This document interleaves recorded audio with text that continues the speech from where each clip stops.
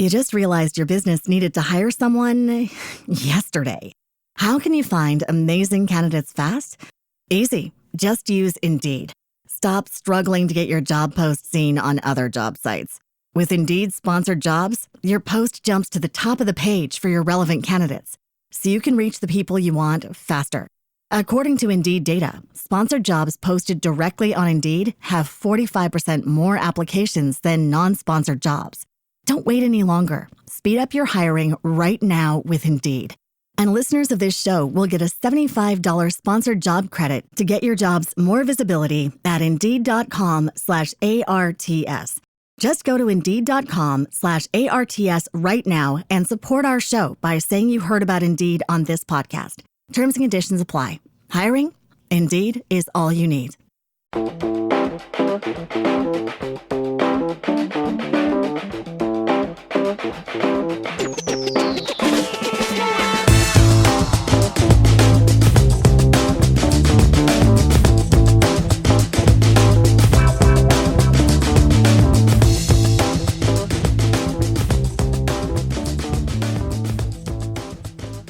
Hello, everybody. Welcome to the next edition of the Two Scotch Funk Worldwide Lounge. It is Sunday. It is beautiful. I am watching a spectacular sunrise. Not filming it because I want to get this one done. This one's kind of an important one. It is a little bit embarrassing, but today I want to talk about your neighbor. It is something that really hit home yesterday. I got up early and went for a ride through town, trying to find a good spot to take some new pictures. In my move here to my new place, I have kind of lost that inspiration, lost the vision, and not been able to take anything very, very wow-worthy in a while. I think my favorite picture so far this season has been the one I took of the flag down at the marina with my drone. It was just a foggy day, and that was fun, and it was an experiment. My heart was racing because I'm taking these pictures were my first flight, and it turned out well. I have not been able to recapture that, so yesterday I tried to, and I think I did. I'll post the picture. It was one of those things where I'm thinking, okay, I really want to see this, I really want to see that, and when I finally did see it, it wasn't as spectacular as I thought. By the end of my little adventure, though, I did get some cool things, because I did take out the Canon and the drone. There's a couple shots that I'm going to have to do some serious work on with the Canon. You do these rides and you drive around and you see things. You're like, oh, I really want to take that picture. I think that could be really something special. And it will be when I'm done, because I'll have to go back and reshoot it, because now that I've looked at all the different stills I took with the Canon, I know where I need to stand. I may need to take the truck downtown and put a ladder in it early in the morning so I can get up where I need to be, but we'll see. Yeah, that's typically what the drone is for, but this is a special shot. It's of a stoplight of all things. There's about one person on the entire planet that'll understand this picture, but it'll be worth it. It's a really cool picture, really cool sentiment, so I'll get that shot.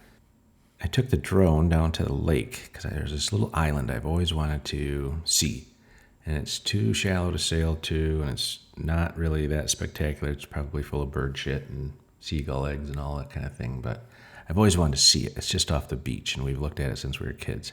Sometimes the water was low enough that you could almost walk to it, but we never did. So I thought I'd fly out and take a look around. And I got some cool pictures. The horizon was kind of nice. Really dark clouds with a little bit of orange and red behind them. Nice texture on the lake. And the island itself looked a little bit spooky, so I'll post that too. It's kind of a Halloween-type picture. One of the things I find is that the more mediums I dabble in and become less proficient in and less masterful in, the more I get inspiration from it. And that silly island reminded me of my book that I'm working on, kind of shelved, stop and take the shot, sight versus vision. What was that island? It was just a scraggly little tiny island in the middle of this little bay where we used to go swim. And if you just looked at it, it was kind of ugly.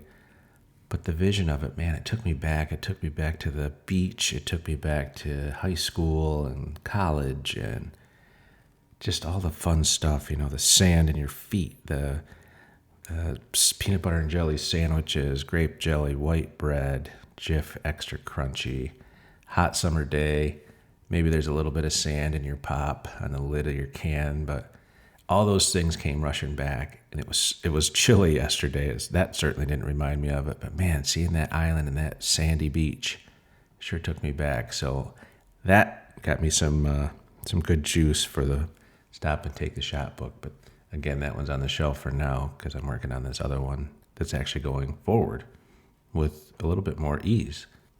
All right, Derek, congratulations on your really fun memories of high school. Where's your neighbor talk? All right, we're getting there. But you and I don't live next door to each other, so it's your neighbor, not my neighbor. Not necessarily. By the end of the story, it's going to be all of our neighbor.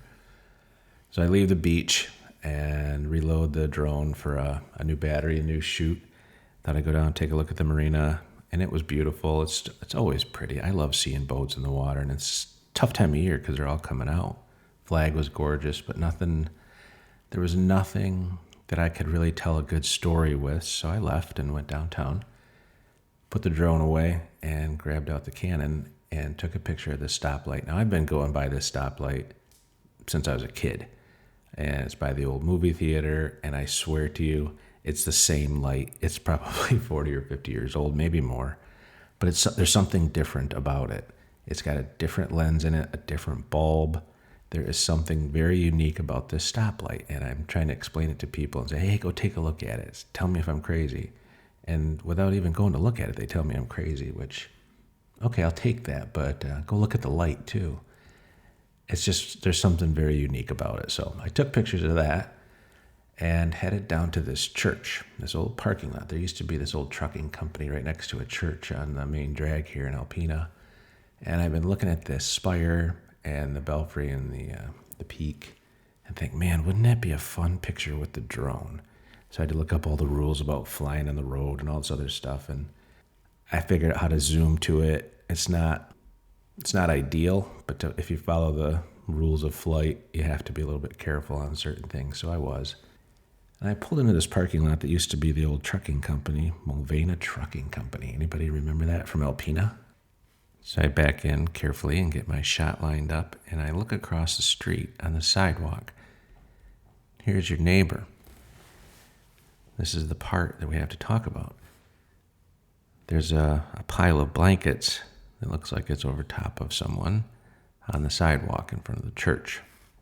Kind of at the back door, side door, if you will, on the side street, not the main drag. But it certainly isn't a place you would think to camp or take a nap or spend the night unless you wanted to be found. And I found him. So here's this pile of blankets, sleeping bag, all kinds of stuff, and I froze. Embarrassingly, I froze. This was one of those early mornings where you're just going out to take a few pictures, spend a little time outside. I wasn't carrying, didn't have my weapon, I didn't have that. I didn't really have anything in the car except for my cowardice at that point because I didn't want to go poke this person. A couple reasons. I didn't know if it was a person. I made that assumption based on my visual. I didn't know if the person was alive or not, assuming that was a person. And I didn't know the mental state of that person or what their condition was and why they were there. That's not a normal scene. That's not something that I would just be waking someone that I knew of. Even if you wake somebody you know up from a deep sleep, there's a little bit of a risk sometimes. This is a complete stranger. I don't know the situation. So as I sat there trying to figure out in this 35-degree day, how healthy is it for that person, no matter what their condition, how healthy is it for them to lay there? It's not, mentally or physically. So I did not call 911.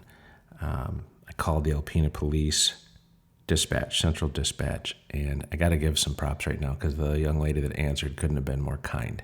I announced my name. This is not an emergency. Here's my location. Here's what I'm looking at. Here's what I'm seeing. Do I go over there? What do you want me to do? And she's like, stand by. I'll send someone over. How long have you been there? I said, I just pulled in. Gave her the color of the sleeping bag, all the situation. She's like, I'll get someone over there. Very good. And she was super, super kind. I asked her if I should stay put and stay on site.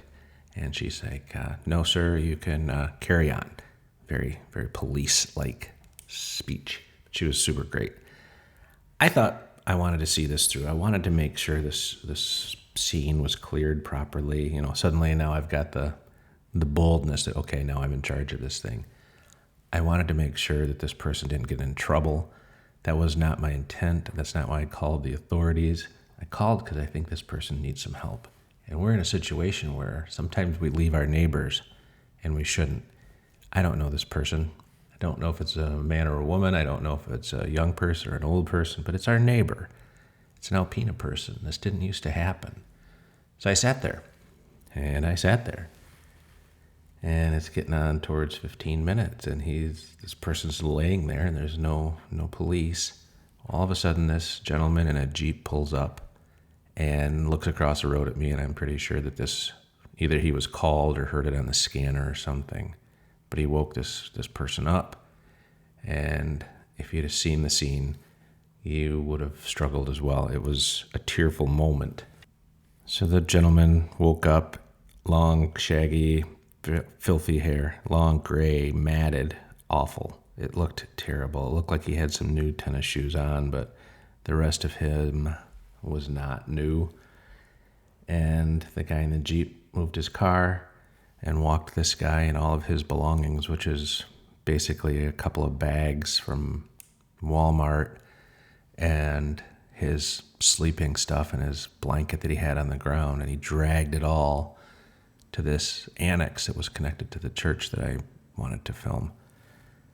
And off he went. That was the end of that story. But it's not. It's not the end. Not for him. It is for me. I took my pictures later, and off I went. I carried on, as that nice young lady told me to. And I sat there and I waited. I waited for the police officer to stop by, and they never did. So in my bossy fashion, I called the police again. And a different person answered the phone. It was a gentleman at this point, and very kind again. I have to give enormous amount of props to the Alpena Central Dispatch people and whoever's doing the hiring and training, because these people are fantastic, incredibly kind and very patient, very helpful. And this gentleman explained it. Okay, thank you for doing the call. This is a known person. He's known to the community. He's known to law enforcement and known to the local shelters. And we've got it all squared away. There's no need for an officer to stop by. My apologies for not getting back in touch. I mean, just couldn't have been nicer. And then, we said thanks to each other and off we went. We carried on, and that's police talk. So I flew the drone and took the picture. It was kind of a melancholy moment because I was all excited to take this picture I've been wanting to take for a very long time. And now I'm kind of confused and distracted by the plight of this man. And you think about this. Now, when he was born, I'm guessing his parents didn't expect this. He didn't. I mean, can you imagine this little kid? I mean, he's a young man. He's a baby. First Christmas, first bike, all these hopes and dreams. And here he is sleeping on the sidewalk. Please find me. Please help.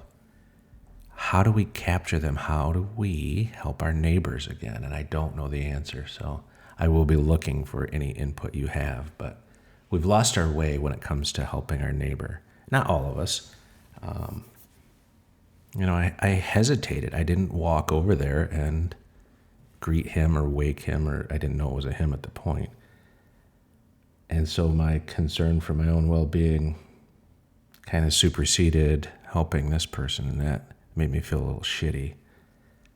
You're supposed to be selfless, but you also have to be protective now, because the same people that were sleeping on that sidewalk or in the alley or in a car or something 20, 30 years ago were different. And I hate to say that, but they were. Situations are different now. They're more dire. They're more dire now than we ever have been.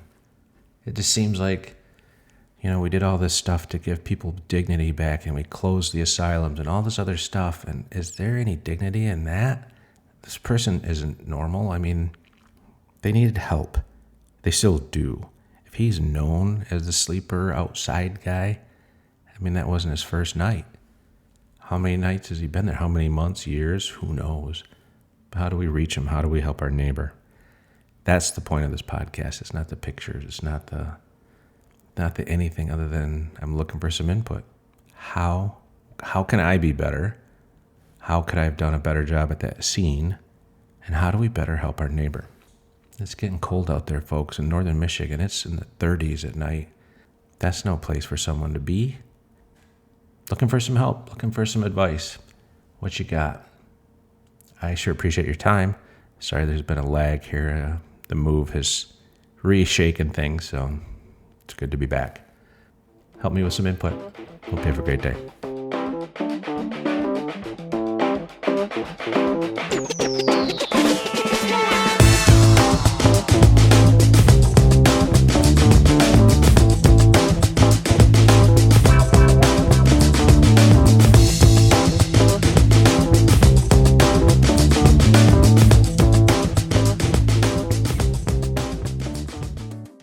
You just realized your business needed to hire someone yesterday. How can you find amazing candidates fast? Easy. Just use Indeed. Stop struggling to get your job post seen on other job sites.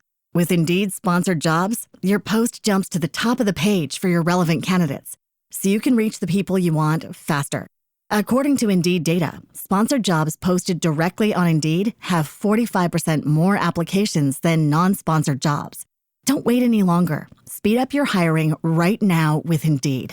And listeners of this show will get a $75 sponsored job credit to get your jobs more visibility at Indeed.com/ARTS.